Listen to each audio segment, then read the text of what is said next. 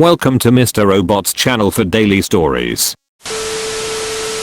Suicide hotline operators. Have you ever had calls where you thought help wouldn't reach your client in time? How did you come to terms with it? I worked at a SP hotline for about a year, and one call that comes to mind was when a caller said they didn't want to die alone, but had already taken a lethal amount of pills. They said they were parked in a lot somewhere they wouldn't disclose, and the only information I had to pass off to emergency services was their phone number. I felt so worried that information wouldn't be enough to get them helped in time, but once they hung up the call and wouldn't answer my calls back, I realized there was only so much that this person allowed me to do for them, and I did absolutely everything I could with it. Being able to understand that brought me some peace. Knowing that I will be there as much as someone will let me, and I'll do the best that I can with whatever is in my power, and that's all we can do for others, and that's all we can ask of ourselves. While not a suicide hotline operator, a friend called me in tears saying he had drank bleach. Obviously I didn't really know what to do, so I stayed on the phone talking to him and used someone else's phone to call an ambulance. He was alive when they got there, but he died a few hours later. Honestly, it's horrible knowing someone is dying and the help they need might not reach them in time. Was an ambulance call taker for a little while. The amount of psych calls on a daily basis was in itself depressing. If you think they are going to hurt themselves or are in danger, you must stay on the line. I've spoken to people who were actively cutting themselves while on the phone, and I had to tell her to stop. Another was having a manic PTSD episode, and I was on the phone with her for 40 minutes before the ambulance arrived. That was an exhausting call. Had another who wanted to end it. They had recently gone through gender reassignment and were having mixed feelings. Had others try to odd, and they were choking on their vomit. A few others I can't remember, but there's always the fear you're going to say something that triggers them into going over the edge. Fortunately for me, most just call because they want someone to listen and to get help, but there have been others who have called just before jumping in front of trains, just so they can hear one last voice. Mental health is so damn important and is being overlooked way too much. I fear not only for the victims and their families, but also the emergency services who have to physically be there to manage them. Not a hotline operator. When I was about 13, my best friend at the time called me to tell me she took an overdose and wanted to say goodbye. She's had a really troubled childhood and was always running away and self-harmed a lot. I talked to her for a bit to get more information and then told her I'd have to call her back because my mum wanted to use the phone. Once she'd hung up, I told my mum everything and we called an ambulance for her. I called her back and kept her talking. I knew the ambulance had arrived when she started screaming at me down the phone that I'd lied to her and broken her trust. She survived. We never spoke again. I found out years later she'd actually wrote me a letter while in hospital, but my mum never gave it to me. She'd read it and decided to throw it away. I never knew what was in it. My friend continued having a troubled life, but then found God and started sorting her life out. Unfortunately, she died from heart failure a few years back. I always thought she hated me for what I did. It upsets me. We never got to talk again, and I've always resented my mum for keeping that letter a secret. I work in ambulance communications. I was on the phone with a lady out in a semi-rural area on a very busy night for us. She had found her boyfriend hanging from a tree in his favorite park. She told me that it was his favorite place to come and sit to watch the dogs. He'd sent her a suicide text and she had just thought to look there. I spoke to her for about 30 minutes before we got police assistance. We requested fire and police. Since our Rita lights and sirens was 35 minutes, she had nothing to cut him down and no way to climb high enough to try and undo the rope. For 30 minutes she held him up as best she could with his feet on her shoulders. He'd been hanging for 30 minutes to 1 hour and couldn't be revived. I hope she got the help she needs to keep going from that. She did everything she could. That's the worst call I've ever taken. Former EMT. I remember talking to one of our 911 dispatchers who was on the phone with someone who called 911 because they were afraid they were going to hurt themselves. During the entire call they were crunching and chewing something. Eventually the dispatcher had to ask them what they were chomping on. They said it was their psych meds. I don't know how it ended, but Ems was en route as soon as they said they were afraid. Last time I tried to commit suicide, I called a suicide hotline and they literally just forwarded my call onto emergency services once I told them I'd taken a bunch of pills. Unless you just want support and someone to talk to, don't call a suicide hotline. Also, bonus trivia, spoke to the emergency operator and she said it would be at least 4 hours for an ambulance and I'd be better getting a taxi. Not a hotline person, but an army medic. This always helped me, and I found it to be fairly accurate. There are 3 types of patients. Those that will live, no matter what you do. Those that will die, no matter what you do. And those that, if you do the right thing, right now, they may have a chance. We are really just there for the 3rd type. The first 2 you monitor and reassure, and make them as comfortable as you can. If you as a caretaker need help, please get it. It's easy to carry it all with you. Not a hotline operator, but I'm currently in recovery from addiction. I used everything, but in this case it was heroin. My friend and I were sitting on my couch and had just each dosed. About a minute or 2 after, I said something to him about something funny on TV, but get no response. His color was leaving him, his breathing was shallow, and he started struggling to breathe. He was completely unresponsive. I shook him. Nothing. Slapped his face, and when nothing happened, began to realize the situation was dire. This was the real deal. Over 15 years of using mass quantities of many drug combinations myself, and only faced one other situation where another person helped me get someone who owed a ride to the hospital, but this time it was all on me. I knew I had to do something, or my friend would die right beside me.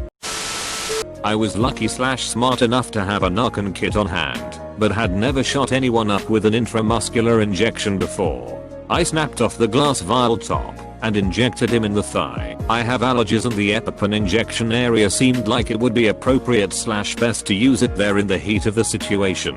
Upon pressing the plunger down, he seemed to react to the dose. He still made some fucked up odd breathing noises as he sorta began breathing again.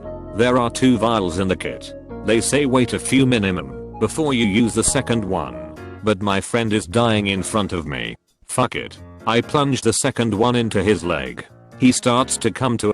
His breathing quickened. And just like that, he snapped back to reality. He was confused. What happened? Fuck man, you just almost died. After driving him to the hospital and having them take him inside, once again yelling at me for not calling ambulance. Fuck that, he would have died if I just called ambulance and he was fine when I drove him. They realized him in like 10 minutes, and to show how fucked addiction is, immediately upon returning home, I told him he owed me a hit because he wasted my high by almost dying. Not a suicide line operator, but when I was 17 I tried to jump off a bridge. At the time I was in a psychiatric hospital and had leave where I hadn't returned. When I started to have suicidal thoughts I rang the ward where I was staying.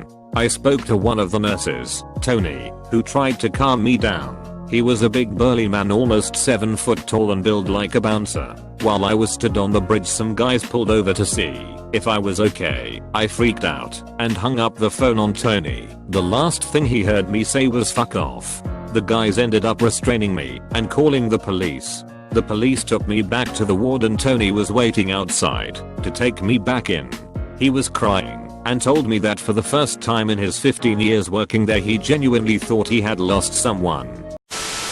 I ain't an operator there, but I experienced my best friend die. It's kinda sad to remember what happened. So I was in a Discord call with him, playing some games. Then he left for like 10 minutes. After he came back he was crying. I asked him what's wrong and why was he crying. He explained me that he had drank bleach only because his girlfriend left him.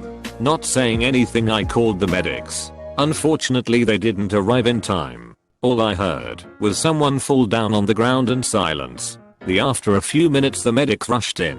At that point I knew what happened. I was crying and the feeling was horrible. To experience someone that was important to you die. Not hotline operator. But I once saw a person who had rabies from a supposed bad bite while he was sleeping. He didn't notice that he was bit and never got any vaccination against it before. Rabies travels up your nerve fibers to reach your brain. Once it does, you are dead. There is nothing all the medicine in the world can do. So this dude starts getting all the symptoms of rabies in front of my eyes, refusing to drink water because his body won't let him, scared of the light, terrified when a cold breeze hits his face, foaming at the mouth. I left when I couldn't handle it. I've worked on a suicide line before.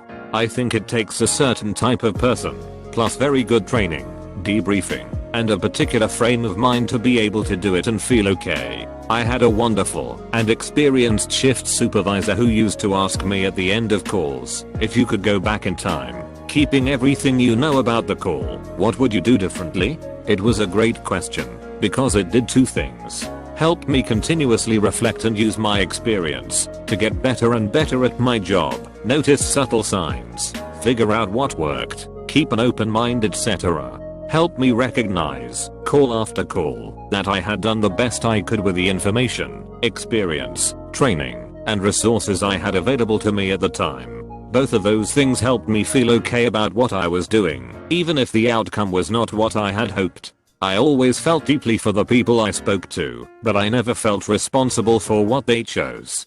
Particularly in the case of a certain type of caller who always made my stomach drop. These were the people I used to call box checkers. They were people who had essentially made up their mind about what they were going to do, and were now going through the motions of checking the boxes of place they could turn to for help, proving to themselves that it was useless and no one could really help them. It was a justification for going through with their plan. In my experience, these people never really engaged with the call, and were dismissive of everything without really considering it, especially if it involved them changing a point of view, or trying something new. They want the call to fail, and actively make that happen, even if it means becoming combative with you.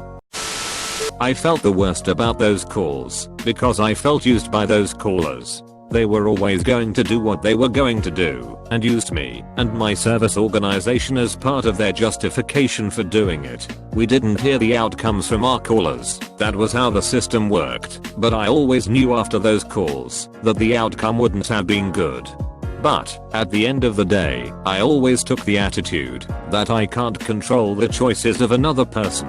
I can offer my hand, but they have to choose to take it. I felt good about being one safe person, standing watch at the figurative edge. I wasn't there to save everyone. All I could do was be there for people who needed someone right at that moment and offer a lifeline. That's all. It could at times be very stressful and sad, but it was mostly very joyful and uplifting. I'd recommend people thinking of trying being a hotline worker to try it. I learned a phenomenal amount about what it means to really listen and be with another person in what they are going through. I'll use those skills for the rest of my life. I had a friend a while back who actually had to deal with the reality of this. We didn't talk too much about it. She told me the full story because I had the same kind of question, but it bummed me out. But she did mention that once that phone hung up, she felt this indescribable dread. She was holding out and hoping that help would arrive in time, but something inside her just told her it just wasn't going to come in time. At that point, talking about suicide was romanticized, and we had Facebook posts floating around like suicidal people are fallen angels who want to go home. Actual mental health and information on how to upkeep one's own mental well-being was there, but the conversation never really moved past suicidal people should seek help. So she told me, because of that, she held on to that experience for a really long time. A really long time. I think it's important to note that usually it's never someone's fault. The majority of people who end up ending their own lives don't have a vendetta against one individual. Lots of shows like 13 Reasons Why love to make the concept of suicide a cardboard cutout revenge. Something to make people feel bad. But it's not, and she knew it wasn't, but it's Sue who got him easy to believe that. At the end of the day and our conversation, I guess both of us walked away knowing a little more. She told me she coped with her time as a volunteer by accepting that what happened after those calls happened. Once the conversation finally moved past that early sentiment of yours, she started letting go. She couldn't change the past, but she could go forward and try and make things a little better. That meant learning how to better utilize tools for people at risk of suicide to distract themselves with until help arrived, advocating for better mental health education, encouraging others to be thoughtful and treat the topic with respect. She was a really good friend. I was an intervention operator for 3 years and a trainer for 2. In my experience, it was extremely rare because people who call are looking for help. It's the people who don't ever call that make up most of the suicides we hear about, or don't. There was a call where it was clear the caller was getting more and more confused/disoriented. They had admitted having consumed pills, but couldn't say what or how many. We alerted the authorities near the beginning of the call when it became clear the person was in distress, slurred speech/vomiting etc. and it was a difficult wait. We eventually heard them break in the door and confirm the room was littered with empty pill bottles. For the mental health of all staff, we never had any feedback on the outcomes of our interventions for exactly the reason you are, I think, alluding to in your question. Knowing you lost a caller would be devastating. In the end, having a good support system debriefing process in place can reduce the possibility of post-traumatic effects or vicarious trauma. Hope this helps. Thanks for watching. And don't forget to like and subscribe.